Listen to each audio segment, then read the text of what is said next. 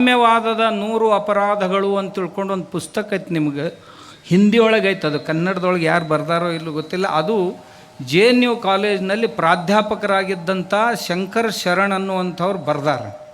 ಪ್ರತಿಯೊಬ್ಬ ಭಾರತೀಯರು ಓದಬೇಕು. ಅವರು ಮೊದಲು ಕಮ್ಯುನಿಸ್ಟ್ರ, ಹಿಂದಾಗಡೆ ಒಳಗೆ ಹೊಕ್ಕ ನಂತರ ಈ ದೇಶವನ್ನು, ಈ ಸಂಸ್ಕೃತಿಯನ್ನು ಛಿದ್ರ ವಿಚ್ಛಿದ್ರ ಮಾಡುವ ಸಲುವಾಗಿ ಎಷ್ಟು ಕೆಟ್ಟ ಕೆಟ್ಟ ಯೋಜನೆಗಳನ್ನು ಈ ಕಮ್ಯುನಿಸ್ಟರು ಹೊಂದ್ಯಾರ ಅನ್ನೋದನ್ನು ಕುರಿತೇ ಅವರೊಂದು ಪುಸ್ತಕ ಬರೆದ್ರು.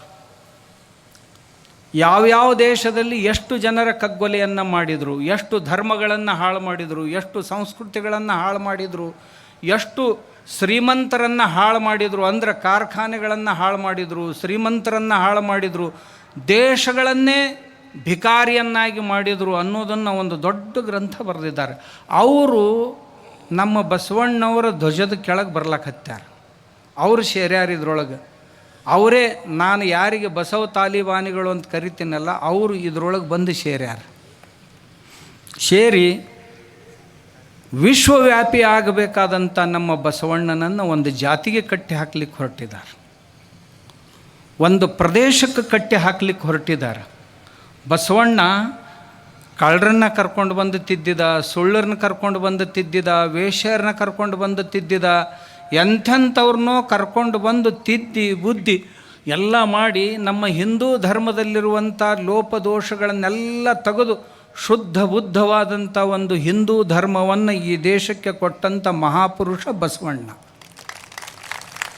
ಆದರೆ ಆ ಬಸವಣ್ಣನ ಹೆಸರು ಹೇಳ್ಕೊಂಡು ಮತ್ತೊಂದು ಸಾರಿ ಈ ದೇಶದ ಸಂಸ್ಕೃತಿಯನ್ನು ಹಾಳು ಮಾಡಲಿಕ್ಕೆ ಹೊರಟಂಥವ್ರು ಏನದಾರಲ್ಲ, ಅವರಿಂದ ನಾವು ಜಾಗೃತರಾಗಿರಬೇಕು ಅಂತ ಹೇಳುವ ಸಲುವಾಗಿ ಈ ಸಮಾವೇಶವನ್ನು ಹಮ್ಮಿಕೊಳ್ಳಲಾಗಿದೆ.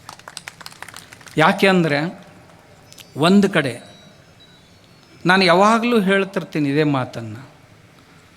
800 ವರ್ಷಗಳ ಹಿಂದೆ ಬಸವಣ್ಣ ಲಿಂಗಾಯತ ಆದ ಅಂತ ಹೇಳುವಾಗ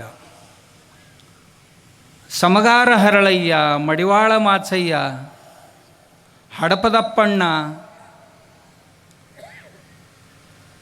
ಇಂಥ ಮಹಾಪುರುಷರು ಏನದಾರಲ್ಲ, 800 ವರ್ಷ ಆದರೂ ಏನೋ ಅವರು ಸಮಗಾರ ಹರಳಯ್ಯನ ಅದಾರಲ್ಲ, ಅವ್ರ್ಯಾಕೆ ಬಸವಣ್ಣ ಆಗಲಿಲ್ಲ ಅಂತ ನಮ್ಮ ಈ ವೇದಿಕೆ ಕಳಕಳಿ. ಯಾಕಂದರೆ 800 ವರ್ಷಗಳಲ್ಲಿ ಅವರನ್ನು ಯಾರನ್ನಾರ ನಾವು ಒಪ್ಕೊಂಡಿದ್ದೀವಿ ಅಂದ್ರೆ ಅವ್ರ ಮನೆಯೊಳಗೆ ಅವ್ರ ಮನೆಗೂಡ ನಾವು ವ್ಯವಹಾರ ಮಾಡ್ಕೊಂಡಿದ್ದೀವಿ ಅಂತಂದ್ರೆ ಬಹುತೇಕ ಈ ಸಮಾರಂಭ ಮಾಡೋ ಅವಶ್ಯಕತೆ ಬರ್ತಿತ್ತೋ ಇಲ್ಲೋ ಅಂತ ನನಗನ್ಸುತ್ತೆ. ಅದಕ್ಕೆ ನಾವು ಬಹಳ ಜನ ಬಾಯಿಂದ ಮಾತಾಡ್ತೀವಿ, ಕೃತಿಯಲ್ಲಿ ಏನೂ ತರೋದಿಲ್ಲ. ಅಂಥ ಬಾಯಿ ಮಾತುಗರು ಅಂತ ಏನದಾರ, ಬಸವಣ್ಣನ ಹೆಸರು ಹೇಳಿ ಬಸವಣ್ಣನವರ ಹೆಸರನ್ನು ಕೆಡಿಸೋಕೆ ಹೊಂಟಾರಲ್ಲ, ಅದಕ್ಕೆ ಅವರ ಮುಖವಾಡವನ್ನು ಒಳಗೆ ಸೂಡೋ ಸೆಕ್ಯುಲರಿಸಮ್, ಒಳಗೆ ಧರ್ಮ ಒಡೆಯುವ ಹುನ್ನಾರ, ದೊಡ್ಡ ದೊಡ್ಡ ಸಮಾಜಗಳನ್ನು ಒಡೆಯುವಂಥ ಹುನ್ನಾರ, ಇವೆಲ್ಲವುಗಳನ್ನು ಒಳಗಿಟ್ಕೊಂಡು ಮೇಲೆ ಬಸವಣ್ಣನ ಮುಖವಾಡವನ್ನು ಹಾಕ್ಕೊಂಡೇನು ತಿರುಗಾಡಕ್ಕೆ ಬಂದಾರಲ್ಲ, ಇವರ ಮುಖವಾಡವನ್ನು ಕಳಿಸುವುದೇ ಈ ಸಮಾರಂಭದ ಮುಖ್ಯ ಉದ್ದೇಶ. ಬಸವಣ್ಣ ನುಡಿಯಲ್ಲಿ ಎಚ್ಚೆತ್ತು ನಡೆಯಲ್ಲಿ ತಪ್ಪಿದಡೆ ಹಿಡಿದಿರ್ಪ ಲಿಂಗವೂ ಘಟಸರ್ಪವಾಯಿತು ಅಂತ ಅಂದ. ನುಡಿ ನಡೆಗಳು ಒಂದಾಗಿರಬೇಕು ಅಂತ. ಆದರೆ ಇವತ್ತಿನ ದಿವಸ ಬಸವಣ್ಣನ ಹೆಸರು ಹೇಳ್ಕೊಂಡು ಹೊಟ್ಟೆ ತುಂಬಿಸ್ಕೊಳ್ಳೋಕೆ ಹೊಂಟು ಜನ ಏನದಾರ, ಆಡುವುದೊಂದು ಮಾಡುವುದೊಂದು. ಅವರ ಆಡುವಿಕೆ ಒಂದು ಬೇರೆ, ಮಾಡುವಿಕೆ ಒಂದು ಬೇರೆ ಅಂತ ಅನ್ನೋದನ್ನು ತಮಗೆ ತಿಳಿಸ್ಕೊಡೋದಕ್ಕಾಗಿಯೇ ಈ ಸಮಾವೇಶದ ಆಯೋಜನೆ. ಮತ್ತು ಯಾವ ಉದ್ದೇಶನೂ ಇಲ್ಲ. ನನಗೀಗ ಬಂದ ಕೂಡಲೇ ನಮ್ಮ ಅನ್ನದಾನೇಶ್ವರ ಶ್ರೀಗಳು ಕೇಳಿದರು, ಗದಗಿನಲ್ಲಿ ಈ ಕಾರ್ಯಕ್ರಮ ಯಾಕೆ ಹಮ್ಮಿಕೊಂಡಿರಿ ಅಂತ ಕೇಳಿದರು. ನಾನು ಪೂಜ್ಯರಿಗೆ ಹೇಳಿದೆ, ಗದಗಿನ ಜನರು ಬಂದರ್ರಿ ಮಾಡೋಣಂದ್ರು, ಅದಕ್ಕೆ ಹಮ್ಮಿಕೊಂಡಿವಿ ಅಂದೆ. ಯಾಕೆ ಹಮ್ಮಿಕೊಂಡಾರ ಅನ್ನೋದನ್ನು ತಮಗೆ ಹೇಳ್ಬೇಕಂತ ತಿಳ್ಕೊಂಡು ನನಗೆ ಈಗ ಅನಿಸ್ತು. ಎರಡನೇದಾಗಿ, ಬಸವಣ್ಣನ ತತ್ವವನ್ನು ತುಂಬ ಜನ ಹೇಳ್ತೀವಿ, ಅದನ್ನು ಆಚರಣೆಯಲ್ಲಿ ತರೋದಕ್ಕಾಗಿ ಪ್ರಯತ್ನ ಮಾಡೋಣ ಅಂತ ಹೇಳೋದಕ್ಕಾಗಿಯೇ ನಾವು ಈ ಸಭೆಯನ್ನು ಆಯೋಜನೆ ಮಾಡಿದ್ದು. ಆಮೇಲೆ ಹಿಂದೂ ಧರ್ಮವನ್ನು ಛಿದ್ರಗೊಳಿಸಲು ಹೊರಟಿರುವಂಥ ಈ ಕ್ಷುದ್ರ ಶಕ್ತಿಗಳಂತೇನಿವೆ, ಇವುಗಳ ಶಕ್ತಿಯನ್ನು ಕ್ಷೀಣಗೊಳಿಸುವುದಕ್ಕಾಗಿ ಇಂಥ ಧರ್ಮ ಸಭೆಗಳು ಆಯೋಜನೆಗೊಳ್ಳುವುದು ಅತ್ಯಂತ ಅವಶ್ಯಕ ಅನ್ನುವ ದೃಷ್ಟಿಯಿಂದ ಈ ಸಭೆಯ ಆಯೋಜನೆಯಾಗಿದೆ. ನಾವು ಎಲ್ಲರೂ ಸಹಿತ ಚಾಣಕ್ಯ ಒಂದು ಮಾತು ಹೇಳ್ತಿದ್ದ, ದೇಶ ಕೆಟ್ಟವರಿಂದ ಹಾಳಾಗಿಲ್ಲ, ಆದರೆ ಸಜ್ಜನರ ಮೌನ ಮತ್ತು ಸಜ್ಜನರ ನಿಷ್ಕ್ರಿಯತೆಯಿಂದ ದೇಶ ಹಾಳಾಗುತ್ತೆ. ಆದ್ದರಿಂದ ಸಜ್ಜನರಾದವರು ನಿಷ್ಕ್ರಿಯರಾಗಬಾರ್ದು, ಸಜ್ಜನ ಶಕ್ತಿ ಒಂದು ಕಡೆ ಕೂಡಬೇಕು. ನಾವೆಲ್ಲರೂ ಹಿಂದೂ ಧರ್ಮದ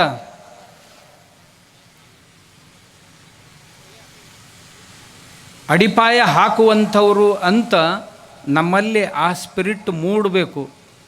ನಾವು ಹಿಂದೂಗಳು ಅಂತ ಅನಿಸ್ಕೊಳ್ಳೋದಕ್ಕೆ ನಾಚಿಕೆ ಪಡುವಂಥ ಸಂಗತಿ ಬರಬಾರ್ದು ಅನ್ನುವ ದೃಷ್ಟಿಯಿಂದ ಆ ಸ್ವಾಭಿಮಾನವನ್ನು ಮೂಡಿಸುವುದಕ್ಕಾಗಿ. ಯಾಕಂದರೆ ಇತ್ತೀಚೆಗೆ ಲಿಂಗಾಯತರು ಹಿಂದೂಗಳಲ್ಲ ಅಂತ ಹೇಳ್ಕೊತ ಹೊಂಟಾರ. ಅವ್ರದ್ದೇನು ಕಮ್ಯುನಿಸ್ಟ್ರದ್ದು ಒಂದು ಕೆಲಸ ಇರ್ತೈತಿ, ಒಂದೇ ಸುಳ್ಳು 100 ಸಾರಿ ಹೇಳಿದೆವು ಅಂದ್ರೆ ಎಂದರ ಒಂದು ದಿವಸ ಖರೆ ಆಕ್ಕೈತೆ. ಅವ್ರದ್ದು ಸಿದ್ಧಾಂತ ಇದು. ಒಂದೇ ಸುಳ್ಳು 100 ಸಾರಿ ಹೇಳಿದ್ರಾತು ಅದು ಖರೆ ಆಕ್ಕೈತಿ ಅಂತ. ಮತ್ತು ನಾ ಅಂದದ್ದಲ್ಲ, ಇದು ಅವ್ರ ಫಿಲಾಸಫಿ ತೆಗೆದು ನೋಡ್ರಿ ಗೊತ್ತಾಗ್ತದೆ. ಮತ್ತು ಅವ್ರು ಇದೇ ಅಡಿಯೊಳಗೆ ಏನು ಮಾಡಿದರು, ಬಸವಣ್ಣ ಮತ್ತು ಕಾರ್ಲ್ ಮಾರ್ಕ್ಸ್ ಅಂತಕ್ಕಂಥ ತೌಲನಿಕ ಅಧ್ಯಾಯದ ಪುಸ್ತಕನೂ ತಂದರು. ಅದು ನನಗೆ ಭಾರಿ ಭಯಾನಕ ಅನ್ನಿಸ್ತು. ಅಲ್ಲ, ಆಕಳ ಕದ್ದುಕೊಂಡು ಹೋಗೋವರಿಗೆ ಕರಾನು ಒಯ್ದು ಕೊಟ್ಟು ಬಾ ಅಂತ ಹೇಳುವಂಥ ದಯಾಳುವಾದ ಬಸವಣ್ಣ, ಕಳ್ಳ ಬಂದು ಮನೆಯೊಳಗೆ ಕಳ್ಳತನ ಮಾಡುತ್ತಾ ಇರುವಾಗ ಅವಾಗ ತ್ರಾಸಕ್ಕೈತಿ, ಬಿಚ್ಚು ಕೊಡು ಅಂತ ತಿಳ್ಕೊಂಡು ಹೆಂಡತಿಗೆ ತನ್ನ ಸರಗಳನ್ನೇ ಕೊಡಿಸುವಂಥ ದಯಾಳು ಬಸವಣ್ಣ, ಆ ಬಸವಣ್ಣನ ಕಾರ್ಲ್ ಮಾರ್ಕ್ಸನಿಗೆ ಹೋಲಿಸ್ಲಿಕ್ಕೆ ಹೊರಟ್ರಲ್ಪ. ಬಸವಣ್ಣ ನೀನು ಏನಾರ ಮಾಡಿ ಒಯ್ದಿಡೋರು ಅದಾರ ಇವರು. ನನಗೊಬ್ಬರು ಸ್ವಾಮಿಗಳು ಅಂದರು, ನೀವು ಆ ಬಾಂಸೇಫದ ಅಧ್ಯಕ್ಷದಾನ ಅರವಿಂದ್ ಮೇಶ್ರಾಮ್ ಅಂತ ಅವನ ಭಾಷಣ ಕೇಳ್ಬೇಕು, ನೀವು ಬದಲಾಕಿರಿ ಅಂತ ನನಗೊಬ್ಬರು ಸ್ವಾಮಿಗಳು ಅಂದರು.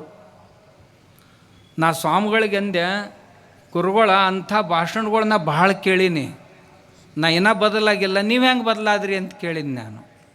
ಅವು ಕುಂಡಿಲ್ದ ಗಿಂಡಿ ಎಕಡೆ ಬೇಕು ಕಡೆ ಹೊಳಿತಿರ್ತಾವೆ, ಅದಕ್ಕೇನು ಮಾಡೋಕ್ಕಾಗ್ತೈತೆ? ಅವಕ್ಕೆ ತಳನ ಇರೋದಿಲ್ಲ, ಎಕಡೆ ಎಕಡೆ ತೂಕು ಬೀಳ್ತೈತೆ ಆ ಕಡೆ ಹೊಳ್ಳಿ ಬಿಡ್ತಾವೆ, ಈ ಕಡೆ ಬೆತ್ತಂದ್ರೆ ಈ ಕಡೆ ಹೊಳಿತಾವೆ, ಈ ಕಡೆ ಬೆತ್ತಂದ್ರೆ ಈ ಕಡೆ. ಅವಕ್ಕೇನು ಮಾಡೋಕ್ಕಾಕೈತಿ? ಏನೂ ಮಾಡೋಕ್ಕಾಗೋದಿಲ್ಲ. ಆದ್ರೆ ನಮ್ಮ ದೇಶ, ನಮ್ಮ ದೇವರು, ನಮ್ಮ ಧರ್ಮ, ನಮ್ಮ ಮನೆ ದೇವ್ರದಾವು, ನಮ್ಮ ಇಷ್ಟ ದೇವ್ರದಾವು, ನಮ್ಮ ಕುಲದೇವ್ರದಾವು, ನಮ್ಮ ಊರೊಳಗೆ ಗ್ರಾಮ ದೇವತೆಗಳದಾವು. ಇವೆಲ್ಲವುಗಳನ್ನು ನಿಭಾಯಿಸ್ಕೊಂಡು ಸಾವಿರ ವರ್ಷಗಳಿಂದ ನಮ್ಮ ಸಮಾಜ ಒಕ್ಕಟ್ಟಾಗಿ ಬಾಳ್ತಾ ಬಂದಿದೆ. ಇಂಥ ಒಗ್ಗಟ್ಟಾದ ಸಮಾಜವನ್ನು ಒಡೆಯಲಿಕ್ಕೆ ಯಾರೇ ಬಂದರೂ ಸಹಿತ ತಡೆಯೋದಕ್ಕೆ ನಾವೆಲ್ಲರೂ ಸದಾಕಾಲ ಸಿದ್ಧರಾಗಿರಬೇಕು ಅನ್ನೋದನ್ನು ತಿಳಿಸೋದಕ್ಕಾಗಿಯೇ ಈ ಸಭೆ ಅಂತ. ಅವ್ರು ಯಾವಾಗಾರ ತಮಗೆ ಬುದ್ಧಿಭ್ರಮೆ ಮಾಡ್ತಿರ್ತಾರೆ. ಎಂಥ ಬುದ್ಧಿಭ್ರಮೆ ಅಂತಂದ್ರೆ, ಬಸವಣ್ಣವ್ರ ಹೆಸರು ಹೇಳಿಕೊಂಡು ವೇದಕ್ಕೆ ಒರೆಯ ಕಟ್ಟುವೆ, ಶಾಸ್ತ್ರಕ್ಕೆ ನಿಗಳನಿಕ್ಕುವೆ, ತರ್ಕದ ಬೆನ್ನ ಬಾರನೆತ್ತುವೆ, ಆಗಮದ ಮೂಗ ಕೊಯ್ಯುವೆ, ನೋಡಯ್ಯ ಮಹಾದಾನಿ ಕೂಡಲ ಸಂಗಮ ದೇವ, ಮಾದರ ಚೆನ್ನಯ್ಯನ ಮಗ ನಾನು ಅಂತ ಒಂದು ವಚನ ಹೇಳಿ ಬಸವಣ್ಣವರು ವೇದಗಳನ್ನು ತಿರಸ್ಕರಿಸಿದರು, ಶಾಸ್ತ್ರಗಳನ್ನು ತಿರಸ್ಕರಿಸಿದರು, ತರ್ಕವನ್ನು ತಿರಸ್ಕರಿಸಿದರು, ಆಗಮಗಳನ್ನು ತಿರಸ್ಕರಿಸಿದರು ಅಂಥೇಳಿ ಈ ದೇಶದ ಧರ್ಮದ ಮೂಲವನ್ನೇ ಧ್ವಸ್ತಗೊಳಿಸಬೇಕು ಅಂತ ಅವರ ಹುನ್ನಾರ. ಬಸವಣ್ಣವ್ರು ಎಂದಾದರೂ ಹೀಗೆ ಮಾಡಲಿಕ್ಕೆ ಸಾಧ್ಯೇನು ಅಂತ. ಯಾಕೆ ಸಾಧ್ಯ ಇಲ್ಲ? ಬಸವಣ್ಣವ್ರ ವಚನಗಳಲ್ಲಿ ಈಗ ನೀವು ನಮ್ಮ ಇವರು ಉಪಾಧ್ಯಾಯವರು ಮತ್ತು ಶಿವಕುಮಾರ್ ಅವರು ಬರೆದಂಥ 2 ಗ್ರಂಥಗಳ ಪ್ರಕಾಶನವನ್ನು ನೋಡಿದ್ರಿ. ಆ ಗ್ರಂಥಗಳಲ್ಲಿ ಏನು ಪ್ರಯತ್ನ ಮಾಡ್ಯಾರ ಅಂದ್ರೆ, ನಮ್ಮ ಶರಣರ ವಚನಗಳು 23,000 ವಚನಗಳು ಇವತ್ತಿನ ದಿವಸ ಇನ್ನೂ ಅದಾವು. ಸುಮಾರು 700 ಜನ ಶರಣರು, 23,000 ವಚನಗಳು ಅದಾವು. ಅವುಗಳನ್ನು ಅಧ್ಯಯನ ಮಾಡಿ ಅದರೊಳಗೆ ವೇದಗಳನ್ನು ಪ್ರತಿಪಾದಿಸಿದಂಥ, ಪುರಾಣಗಳನ್ನು ಪ್ರತಿಪಾದಿಸಿದಂಥ, ಆಗಮಗಳನ್ನು ಪ್ರತಿಪಾದಿಸಿದಂಥ, ಶಾಸ್ತ್ರಗಳನ್ನು ಪ್ರತಿಪಾದಿಸಿದಂಥ ಆಮೇಲೆ ಇವರು ಯಾವುದ್ಯಾವುದು ಮೂಢನಂಬಿಕೆ ಅಂತ ಹೇಳ್ತಾರಲ್ಲ ಅಂಥ ಎಲ್ಲ ವಿಷಯಗಳನ್ನು ಸಹಿತ, ಮತ್ತು ಈ ಶಿವ ಅಂದರೆ ಈ ಶಿವ ಅಲ್ಲ, ಶರಣರ ಶಿವನೇ ಬೇರಾಗಿದ್ದ ಅಂತ ಅದನ್ನು ಹೇಳ್ಕೊಂತ ಅಡ್ಡಾಡ್ತಾರೆ. ಈ ಪಾರ್ವತಿ ಪರಮೇಶ್ವರ ಅಂತದನ್ನಲ್ಲ, ಈ ಶಿವ ನಮ್ಮ ಶರಣರ ಶಿವ ಅಲ್ಲ, ನಮ್ಮ ಶರಣರ ಶಿವನ ಒಬ್ಬ ಬೇರೆ ಇದ್ದ ಅಂತ ಹೇಳ್ಕೊಂತ ಅಡ್ಡಾಡ್ತಾರೆ. ಅದಕ್ಕೆ ಆ ಗ್ರಂಥಗಳನ್ನು ತಾವು ನೋಡಬೇಕು. ಒಂದು ಸಾರಿ ಹೋಗಾಗ ತೊಗೊಂಡು ಹೋಗ್ರಿ, ಇಲ್ಲಿ ಎಲ್ಲರ ಸಿಕ್ಕು ಅಂತಂದ್ರೆ ಅಲ್ಲಿ ಮಾರಾಟಕ್ಕೆ ಇಟ್ಟಿರ್ತಾರೆ. ಅಂದ್ರೆ ನಿಮ್ಮ ಮನಸ್ಸಿನ ಸಂಶಯಗಳು ದೂರ ಆಗ್ತಾವೆ. ಶರಣರು ಯಾವ ರೀತಿ ಪ್ರತಿಪಾದನೆ, 4 ವೇದ, 6 ಶಾಸ್ತ್ರ, 18 ಪುರಾಣ, 28 ದಿವ್ಯಾಗಮಗಳು ಇವು ಯಾಕೆ ನಿರ್ಮಾಣ ಮಾಡಿದಿರಿ ಸ್ವಾಮಿ? ದಯದಿಂದ ಕರುಣಿಪದು. ಒಬ್ಬ ಶರಣರು ಹೇಳ್ತಾರೆ ಇದನ್ನು. ಕೇಳೈ ಮಗನೇ, ಹರಿಸುರ ಬ್ರಹ್ಮಾದಿಗಳು, ದೇವದಾನವ ಮಾನವರುಗಳು, 88 ಕೋಟಿ ಮುನಿಗಳು ಇವರೆಲ್ಲರೂ ಮನವ ನಿಲ್ಲಿಸಿಹೆವೆಂದು ಭಿನ್ನಹ ಮಾಡಿಕೊಳ್ಳಲು ಶಿವನು ಸರ್ವ ಶ್ರುತಿ ಸ್ಮೃತಿ ಶಾಸ್ತ್ರಗಳನ್ನು ನಿರ್ಮಾಣ ಮಾಡಿದನು. ಶಿವನೇ ಇವುಗಳನ್ನು ನಿರ್ಮಾಣ ಮಾಡಿದ, ಯಾರಲ್ಲೋ ಹೊಕ್ಕು ಅಂತ ಶರಣರೇ ಹೇಳ್ತಾ ಇದ್ದಾರೆ. ವೇದಾಂತ ತತ್ವಮಧಿಕಂ ನವನೀತ ಸಾರಂ ಎಂಬುದಾಗಿ, ವೇದ ಮೊದಲಾದವು ಎಲ್ಲವೂ ಮಜ್ಜಿಗೆಯ ಹಾಗೆ, ಪುರಾತನರ ವಚನಗಳು ಗುರುವಾಕ್ಯವೆಲ್ಲವೂ ಬೆಣ್ಣೆಯ ಹಾಗೆ. ಈ ಗುರುವಾಕ್ಯವಿಡಿದು ಲಿಂಗದಲ್ಲಿ ಮನವ ನಿಲ್ಲಿಸಿದಡೆ ಸರ್ವಶಾಸ್ತ್ರವೇಕೆ? ಮನವು ಲಿಂಗದಲ್ಲಿ ನಿಲ್ಲದಿರ್ದೊಡೆ ಏನು ಮಾಡಿದರೂ ನಿಷ್ಫಲ. ಇದನ್ನು ಜ್ಞಾನಿಗಳು ತಿಳಿದು ಗುರುಕಾರುಣ್ಯ ಕೃಪೆಯಿಂದ ತಿಳಿದು ಲಿಂಗದಲ್ಲಿ ಬೆರೆದು ಲಿಂಗವೇ ತಾನಾಗಿ ಜ್ಯೋತಿಯ ಕೂಡಿದಂತೆ ನಿಜಲಿಂಗೈಕ್ಯವಾದರು ಎಂದಾತ ನಮ್ಮ ಶಾಂತ ಕೂಡಲ ಸಂಗಮ ದೇವ. ಶರಣರೇ ಹೇಳಿದಂಥ ಮಾತು. ಇದನ್ನು ಇವನು ಯಾಕೆ ಬರೆದ್ರಪ್ಪ? ವೇದಗಳನ್ನು 4 ಋಗ್ವೇದ, ಯಜುರ್ವೇದ, ಸಾಮವೇದ, ಅಥರ್ವವೇದ, ಆಮೇಲೆ 28 ಆಗಮಗಳು, 6 ಶಾಸ್ತ್ರಗಳು, ಸಾಂಖ್ಯಶಾಸ್ತ್ರ, ಯೋಗಶಾಸ್ತ್ರ, ವೈಶೇಷಿಕ ಶಾಸ್ತ್ರ, ನ್ಯಾಯಶಾಸ್ತ್ರ, ಪೂರ್ವಮೀಮಾಂಸೆ, ಉತ್ತರ ಮೀಮಾಂಸೆ ಅಂತಕ್ಕಂಥ ಶಾಸ್ತ್ರಗಳು, ಆಮೇಲೆ 18 ಪುರಾಣಗಳು. ಇವನ್ನೆಲ್ಲ ಯಾಕೆ ನಿರ್ಮಾಣ ಮಾಡಿದರು ಅಂದ್ರೆ ಮನಸ್ಸನ್ನು ನಿಲ್ಲಿಸಿ, ಮನಸ್ಸನ್ನು ಅಂತರ್ಮುಖಗೊಳಿಸಿ ಆತ್ಮನನ್ನು ಕಾಣುವುದಕ್ಕಾಗಿ ಮಾಡಿದ್ರು. ಅದನ್ನು ಭಗವಂತನೇ ಮಾಡಿಸಿದ ಅಂತ ಹೇಳಿ, ಶಿವನೇ ಇದನ್ನು ಮಾಡಿಸ್ಯಾನ ಅಂತ ಶಿವನನ್ನು ಪುರಸ್ಕರಿಸಿದ್ದಾರೆ. ಇದನ್ನು ಬಿಟ್ಟು ಇನ್ನೇನು ಮಾಡೋರದಿರಪ್ಪ ಅಂತ ಕೇಳ್ಯಾರ. ಇದು ಒಂದೇ ವಚನ ಅಲ್ಲ, ಮತ್ತು ಇನ್ನೂ ಇಂಥವು ಸುಮಾರು ವಚನಗಳದಾವು. ಒಂದೇ ವಸ್ತು ತನ್ನ ಲೀಲೆಯಿಂದ ಪರಮಾತ್ಮ ಜೀವಾತ್ಮವಾಯಿತು. ಪರಮಾತ್ಮನೇ ಲಿಂಗ, ಜೀವಾತ್ಮನೇ ಅಂಗ, ಸಂಗವೇ ಏಕಾತ್ಮ, ತತ್ಪದವೇ ಪರಮಾತ್ಮ, ತ್ವಂಪದವೇ ಜೀವಾತ್ಮ, ಅಶಿಪದವೇ ತಾದಾತ್ಮ್ಯವಯ್ಯ, ಉರಿಲಿಂಗ ಪೆದ್ದಿಪ್ರಿಯ ವಿಶ್ವೇಶ್ವರ. ಇದಕ್ಕಿಂತ ಒಳ್ಳೆಯದಾದಂಥ ವೇದಾಂತ ವಾಕ್ಯಗಳನ್ನು ಇನ್ನೇನು ಹೇಳಬೇಕು? ಉರ್ಲಿಂಗ ಪೆದ್ದಿಗಳು ಹೇಳಿದಂಥ ಈ ಮಾತು ಎಷ್ಟು ಸುಂದರವಾಗಿ ಹೇಳಿದ್ದಾರೆ. 2 3 ದೇವರೆಂದು ಉಬ್ಬುಬ್ಬಿ ಮಾತನಾಡಬೇಡ, ದೇವನೊಬ್ಬನೇ ಕಾಣಿರೋ, ಇಬ್ಬರೆಂಬುದ ಹುಸಿ ನೋಡ, ಕೂಡಲ ಸಂಗಮ ದೇವನು ಒಬ್ಬನೇ ಅಲ್ಲದೆ ಇಬ್ಬರಿಲ್ಲ ಎಂದಿತ್ತು ವೇದ ನೋಡ. ಬಸವಣ್ಣವರೇ 2 3 ದೇವರಂತ ಹೇಳಕ್ಕೆ ಹೋಗಬೇಡ್ರಪ್ಪ, ದೇವ್ರು ಇರೋದು ಒಬ್ಬನ. ನಾವು ಬಸವಣ್ಣವ್ರು ಹೇಳಿದಂಗೆ ದೇವನೊಬ್ಬ, ನಾಮ ಹಲವು. ನಾವು ದೇವಿ ಅಂತ ಕರಿತೀವಿ, ದುರ್ಗೆ ಅಂತ ಕರಿತೀವಿ, ಪರಮೇಶ್ವರಿ ಅಂತ ಕರಿತೀವಿ, ಗಣಪತಿ ಅಂತ ಕರಿತೀವಿ, ವಿಠ್ಠಲ ಅಂತ ಕರಿತೀವಿ, ಇನ್ನೇನೇನೋ ಮಹದೇಶ್ವರ ಅಂತ ಕರಿತೀವಿ, ಶಿವ ಅಂತ ಕರಿತೀವಿ, ವಿಷ್ಣು ಅಂತ ಕರಿತೀವಿ. ಏನು ಕರೆದ್ರೂ ಸಹಿತ ನಾಮಗಳು ಭಿನ್ನ ಭಿನ್ನವೇ ಹೊರತು ದೇವನು ಒಬ್ಬನೇ ಅಂತ ವೇದಗಳು ಹೇಳ್ಯಾವು ಅಂತ ಬಸವಣ್ಣವರ ಅಂತಾರಂದಾಗ, ಇಂಥ ಬಸವಣ್ಣವರು ವೇದಕ್ಕೆ ಎಂದಾದರೂ ದೂಷಣೆ ಕೊಡಲಿಕ್ಕೆ ಸಾಧ್ಯ ಏನು?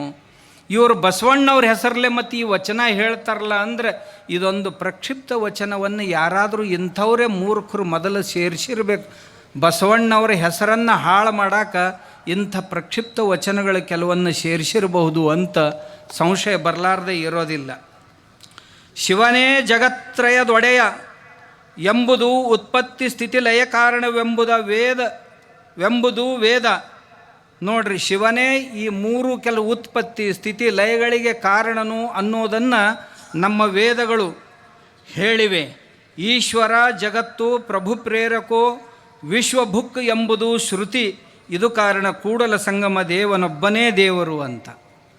ಅಂದರೆ ವೇದಗಳು ಶ್ರುತಿಗಳು ಅಂದರೆ ಉಪನಿಷತ್ತುಗಳು ಈ ಮಾತನ್ನು ಹೇಳ್ತಾವು ಅಂತ ಬಸವಣ್ಣವರ ಪ್ರತಿಪಾದನೆ ಮಾಡ್ಯಾರ. ಅಂದಾಗ ಸುಮ್ಮನೆ ಇವು ಯಾಕೆ ಆ ವೇದಗಳನ್ನು ನಿಂದಿಸ್ತಾವು, ಪುರಾಣಗಳನ್ನು ನಾನು ಪುರಾಣಗಳ ಬಗ್ಗೆ ನೋಡುವಾಗ ಬಸವಣ್ಣವರು ವಚನಗಳನ್ನು 1000 ವಚನಗಳನ್ನು ನೋಡಿದೆ. ಅದರಲ್ಲಿ ಸುಮಾರು 52 ಪುರಾಣದ ಉದಾಹರಣೆಗಳನ್ನು ಬಸವಣ್ಣವರು ಕೊಟ್ಟಿದ್ದಾರೆ.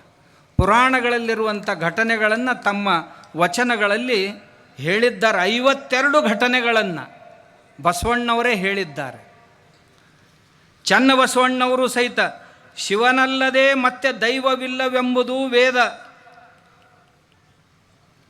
ಉಳ್ಳಡೆ ದಕ್ಷನ ಜನ್ನ ತಾನೇ ಹೇಳದೆ, ಉಳ್ಳದೆ ಕ್ರಮವನು ಕಾಯಲಾಗದೆ, ಉಳ್ಳಡೆ ತಮ್ಮ ತಮ್ಮ ಶಿರಗಳ ಹೋಗಲಾಡಿಕೊಳ್ಳಲೇಕೆ, ಈ ಕ್ರತುಗಳಿಗೆ ಶಿವ ಏಕೋ ದೇವ ಎಂಬುದು ಋಗ್ವೇದ.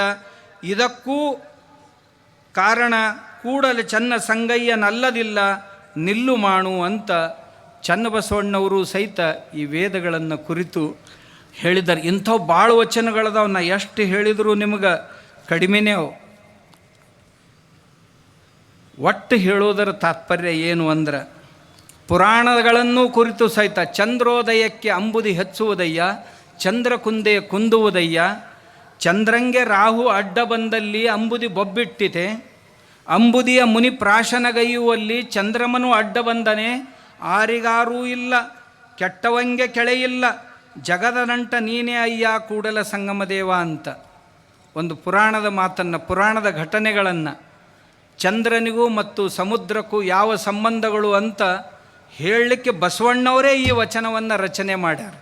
ಚಂದ್ರ, ಸಮುದ್ರನಾಥ ಇವರೆಲ್ಲ ಪುರಾಣದ ಘಟನೆಗಳು. ಆದರೆ ಅವುಗಳ ವಿಜ್ಞಾನವನ್ನು, ಹುಣ್ಣಿಮೆ ಬಂತು ಅಂದ್ರೆ ಸಮುದ್ರಕ್ಕೆ ಅಲೆಗಳ ಮ್ಯಾಗ ಬರ್ತಾವೆ. ಏನಂತಾರೆ,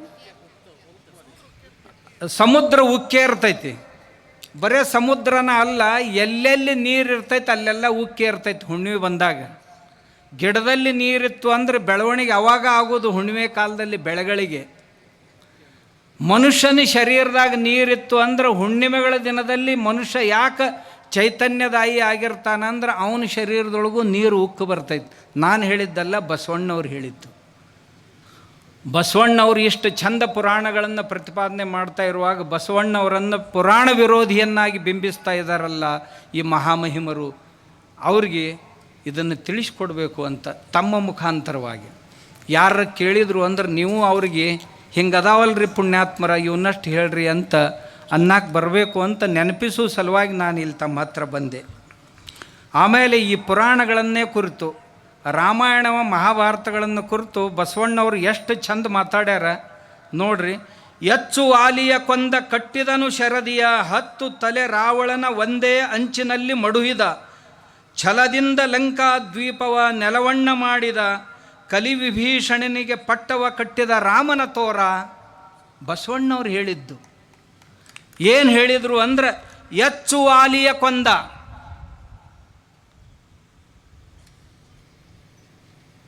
ವಾಲಿಯನ್ನು ಕೊಂದ ರಾಮ.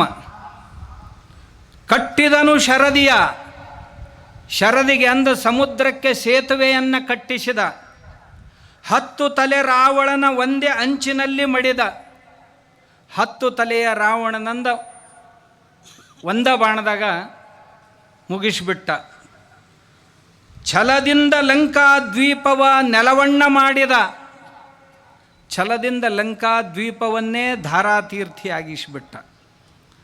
ಕಲಿವಿಭೀಷಣಂಗೆ ಇಷ್ಟೆಲ್ಲ ಮಾಡಿ ಆ ರಾಜ್ಯ ತನ್ನ ಕೈಯೊಳಗೆ ತಗೊಳ್ಳಿಲ್ಲ ರಾಮ. ಕಲಿವಿಭೀಷಣನಿಗೆ ಪಟ್ಟವ ಕಟ್ಟಿದ. ಆ ರಾವಣನ ತಮ್ಮನಾದಂಥವನಿಗೆ ಆ ರಾಜ್ಯ ಕೊಟ್ಟು ನಾವು ಹೋಗೋ ನಡಿ ಅಂದ. ಅವನ ಲಕ್ಷ್ಮಣ ಬಂದ, ಎಣ್ಣ ಮತ್ತ್ಯಾಕೆ ಹೋಗೋದು ಅಯೋಧ್ಯಕ್ಕೆ, ಇದು ಬಂಗಾರದ ಲಂಕೆ ಐತಲ್ಲ, ಇಲ್ಲೇ ಚೆಂದ ಇರುನು ಅಂದ.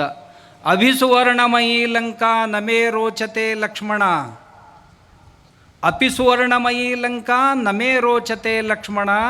ಜನನೀ ಜನ್ಮಭೂಮಿಶ್ಚ ಸ್ವರ್ಗಾದಪಿ ಗರೀಯಸಿ. ಲಕ್ಷ್ಮಣ, ಈ ಬಂಗಾರದ ಲಂಕೆ ನನ್ನನ್ನು ಆಕರ್ಷಿಸಲು ಸಾಧ್ಯವಿಲ್ಲ. ಜನ್ಮ ಕೊಟ್ಟ ತಾಯಿ ಮತ್ತು ತಾಯಿ ನಾಡು ಇವು ಸ್ವರ್ಗಕ್ಕಿಂತಲೂ ದೊಡ್ಡವುಗಳನ್ನೋದನ್ನು ನೀ ಮರಿಬೇಡಪ್ಪ ಅಂತ ಅವ್ರ ತಮ್ಮಗೆ ಬುದ್ಧಿ ಹೇಳಿದ. ಇದೇ ರಾಜ್ಯದಲ್ಲಿ ಇರೋಣ ಅಂದದ್ದಕ್ಕೆ. ಅಂಥ ಶ್ರೀರಾಮನನ್ನು ಬಸವಣ್ಣನವರು ಕೊಂಡಾಡಿದಂಥ ವಚನ ಇದು. ಇವ್ರು ಹೇಳ್ತಾರ, ಆ ರಾಮಾಯಣಕ್ಕೆ ಬೈದರು, ಮಹಾಭಾರತಕ್ಕೆ ಬೈದರು, ಪುರಾಣಕ್ಕೆ ಬೈದರು. ಎಲ್ಲಿ ಬೈದಾರೋ ಪುಣ್ಯಾತ್ಮರೇ? ಬರ್ರಿ ಒಂದು ಸಾರಿ ಓದ್ರಿ, ಒಂದು ಜರ ಚಂದಾಗ ಓದಾಕ್ಕೆ ಕಲೀರಿ, ಓದ್ಲಾರ್ದ ಏನೂ ಮಾಡೋಕ್ಕೆ ಹೋಗಬೇಡ್ರಿ ಅಂತ. ಆಮೇಲೆ ಇನ್ನೊಂದು ಮಾತು ಹೇಳ್ತಿರ್ತಾರೆ, ಶರಣರ ಶಿವ ಬ್ಯಾರೆ, ಅವ ತಾತ್ವಿಕ ಇರ್ತಾನ, ಈ ಮಂದಿ ಶಿವ ಬ್ಯಾರೆ, ಪಾರ್ವತಿ ಗಂಡ ಅಂತ ಹೇಳ್ತಿರ್ತಾರೆ. ಅದಕ್ಕೆ ನಾ ಬಸವಣ್ಣಂದ ಒಂದು ವಚನ ತೊಗೊಂಡು ಬಂದೀನಿ. ಹೊನ್ನ ಹಾವಿಗೆಯ ಮೆಟ್ಟಿದವನ, ಮಿಡಿ ಮುಟ್ಟಿದ ಕೆಂಜಡೆಯವನ, ಮೈಯಲ್ಲಿ ವಿಭೂತಿಯ ಧರಿಸಿದವನ, ಕರದಲ್ಲಿ ಕಪಾಲವ ಹಿಡಿದವ, ಅರ್ಧ ನಾರಿಯಾದವ, ಬಾಣನ ಬಾಗಿಲ ಕಾಯುವವನ, ಚೋಳಂಗೆ ಹೊನ್ನ ಮಳೆಯಗರೆದವನ, ಎನ್ನ ಮನಕ್ಕೆ ಬಂದವನ, ಸದ್ಭಕ್ತರ ಹೃದಯದಲ್ಲಿ ಇಪ್ಪವನ, ಮಾಡಿದ ಪೂಜೆಯಲು ಒಪ್ಪುವವನ, ಕೂಡಲ ಸಂಗಮ ದೇವನ. ಕೂಡಲ ಸಂಗಯ್ಯ ಯಾರು ಅಂದ್ರೆ ಇವನ ಅಂತ ಸ್ಪಷ್ಟ ಹೇಳಿಬಿಟ್ರಿ ಇಲ್ಲಿ. ಇವರೇನಂತಾರ, ಕೂಡಲ ಸಂಗಮ ದೇವರು ಅಂದ್ರೆ ಅವ ಶಿವ ಅಲ್ಲ, ಶಿವನ ಮೂರ್ತಿ ಅಲ್ಲ ಅದು ಅಂತ ಹೇಳ್ತಾರಲ್ಲ. ಅದಕ್ಕೆ ಬಸವಣ್ಣನ ವಚನ ಇದು. ಯಾರು ವರ್ಣನೆ ಮಾಡಿದ್ರಪ್ಪ ಇದರೊಳಗೆ? ಶಿವನ ವರ್ಣನೆಯನ್ನೇ ಬಸವಣ್ಣವ್ರು ಮಾಡ್ಯಾರ.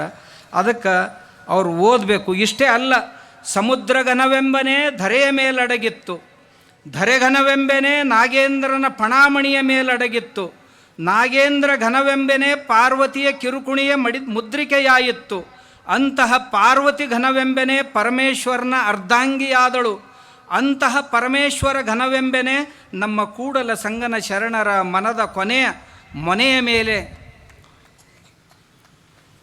ಅಡಗಿದರು ಅಂತ ಬಸವಣ್ಣವರೇ ಹೇಳ್ಯಾರ. ಇದನ್ನು ಅಂದ್ರೆ ಸಮುದ್ರ ದೊಡ್ಡದೇನಪ್ಪ ಅಲ್ಲ, ಸಮುದ್ರವನ್ನು ತನ್ನ ತನೆಯ ಮೇಲೆ ಹೊತ್ತು ಕುಳಿತಂಥ ಆದಿಶೇಷ ದೊಡ್ಡವನು. ಆದಿಶೇಷ ದೊಡ್ಡವನು ಅಂದ್ರೆ ಏನಿಲ್ಲ, ಅವ ಪಾರ್ವತಿಯ ಕೈಯೊಳಗೆ ಉಂಗುರ ಆಗ್ಯಾನವ. ಮತ್ತು ಉಂಗುರ ದೊಡ್ಡದಂತಿರೇನು? ಉಂಗುರ ಧರಿಸಿದ ಪಾರ್ವತಿ ಅವನಕಿಂತ ದೊಡ್ಡಕ್ಕೆ, ನಾಗೇಂದ್ರನಿಗಿಂತಲೂ. ಮತ್ತು ಪಾರ್ವತಿನ ದೊಡ್ಡಕ್ಕೆ ಅಂತಿರೇನು? ಇಲ್ಲ, ಆಕಿನ ಗಂಡ ಪರಮೇಶ್ವರ ದೊಡ್ಡವ.